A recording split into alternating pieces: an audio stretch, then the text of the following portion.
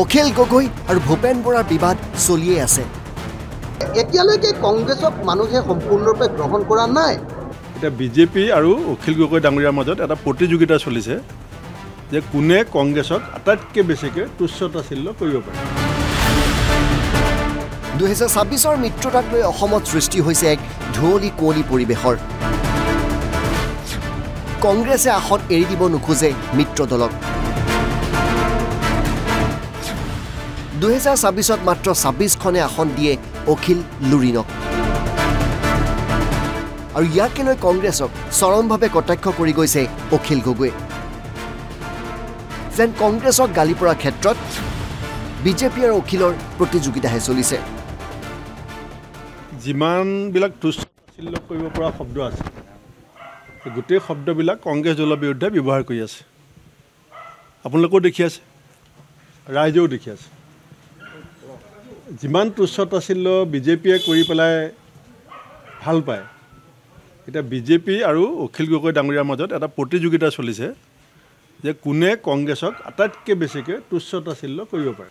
ৰাইজেও দেখি আছে, সংবাদ মাধ্যমেও চব দেখুৱাই আছে। আমি সেই কথাখিনিত এতিয়া একো প্ৰতিক্ৰিয়া দিব বিচৰা নাই, আমি চব নোট কৰি গৈছোঁ। প্ৰায় প্ৰতিদিনে অখিল গগৈৰ পৰা গোৱাল গালি খাই আহিছে কংগ্ৰেছে। গোৱাল গালি দিলে মিত্ৰতা নহ'ব। নহয়, 26ৰ কথা মই নাজানো, এই গোৱাল গালি পাৰি পেলাই এলায়েন্স হয় নেকি? যোনে যি কয় এতিয়া কৈ থাকক, আমি সেই তেওঁলোকক ক'বৰ কাৰণে অধিকাৰ দিছোঁ। ইমান মই প্ৰতিক্ৰিয়া নিদিওঁ।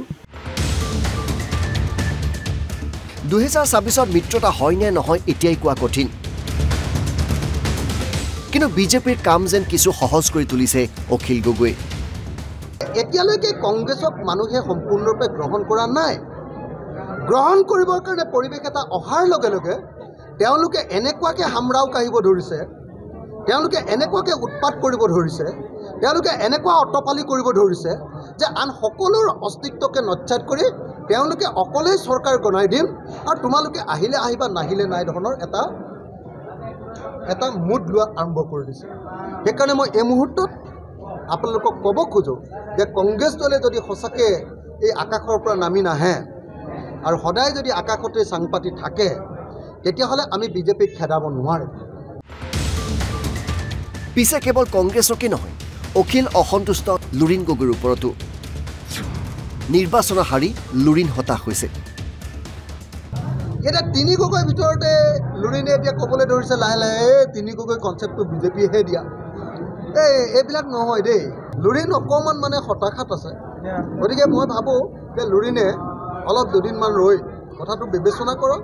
হ'লে ভাল, নহ'লেও আমাৰ আপত্তি নাই দেই। আমি জোৰ চোৰ একো দিয়া নাই আকৌ। আমি খালি বিচাৰিছোঁ যে এইটো হ'লে ভাল হয়, অসমীয়া জাতিৰ উন্নতি হ'ব, আৰু যদি নহয় নহয়। তেজপুৰৰ পৰা পংকজ শইকীয়া, NB নিউজ।